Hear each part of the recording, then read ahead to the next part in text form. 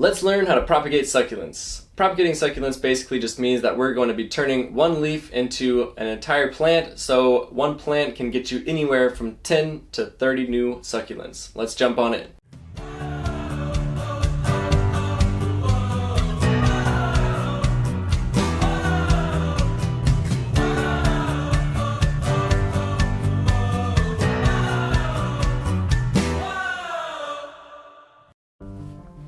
Welcome to Balanced Life. My name is Jesse. Here on Balanced Life, we strive towards living a balanced life. And if you're curious as to how propagating succulents can contribute to living a balanced life, well, there's actually studies shown that it can have a positive impact on your mental health to be doing some sort of gardening or growing plants, succulents, all of the above. If you don't believe me, there is a quick little survey here on www.ncbi.nlm.nih.gov. Not everything on the internet is true, but if it says .gov, it's gotta be true, right? So, how does gardening affect your health? Indeed, the positive association with gardening was observed for a wide range of health outcomes, such as reductions in depression and anxiety symptoms, stress, mood disturbance, and BMI, as well as increases in quality of life, sense of community, physical activity levels, and cognitive function. Alright, now that we got that out of the way, let's jump straight into it, and I'm going to show you guys how to propagate succulents. First things first is just getting whatever kind of succulent that you're going to want to propagate. Here I found one that wasn't doing too great outside, and I just plucked it off of a bigger plant, and then I'm going to go ahead and get a little tray here, and you literally just twist off ever so gently each leaf. So you can let these leaves sit here inside, indoors without sunlight and dry up for 2 to 3 days until there's no more moisture on them. That's what's necessary for them to work, for this process to work.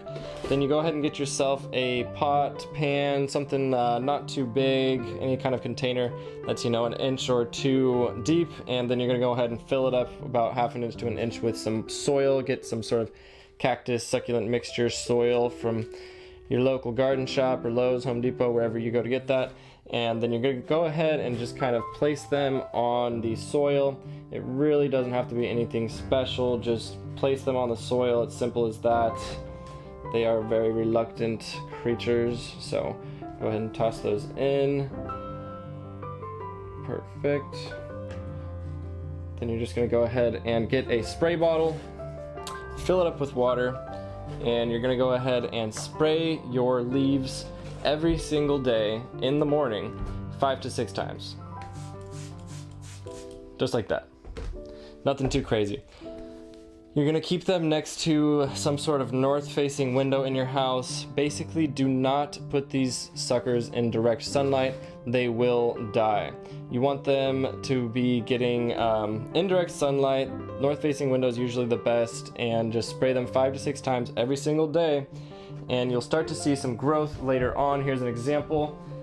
I have a bigger pot here that I've been working on for a few months now. The ones in the middle have actually been there for probably, I'd say 3 months total. The ones along the outside have been in there probably 1.5 to 2 months. I've been taking the ones that are older and replanting them in their own pots and just kind of repeating this process as I go, putting the new ones on the outside, moving the older ones to the middle, and the ones that make it out go to their own little pots. So these are the younger ones, but these are some pretty good looking roots, as you can see, right? Long, strong roots. They're just keep growing. I did nothing special besides the spraying them with water. It's literally all you need to do. And then once they get bigger, they'll look like this. They all just grow up and out. Doesn't matter how you place them in. Like I said, they're reluctant little creatures, so they're gonna grow no matter what, as long as you keep them out of the direct sunlight and spray some water on them. That's pretty simple and easy. And then that one in the very middle is actually ready to go to its own little pot. So got a little paper cup here. I'm just going to simply put it into a new pot by itself, or with a couple other guys around the same age that have grown the same amount. So you can pull off the leaf, or you can just set it in. I usually just set it in, and the old leaf that this grew from will just wither away, and that's fine. It's not going to cause any problems. So I'm gonna grab these 3 leaves here. As you can see, this one's actually already dying. So this leaf is dying right here, but that doesn't matter because this one is strong and young and going to grow much further on. So the other part will die, that's okay. So let's see. Grab this guy, put it in there, just like that.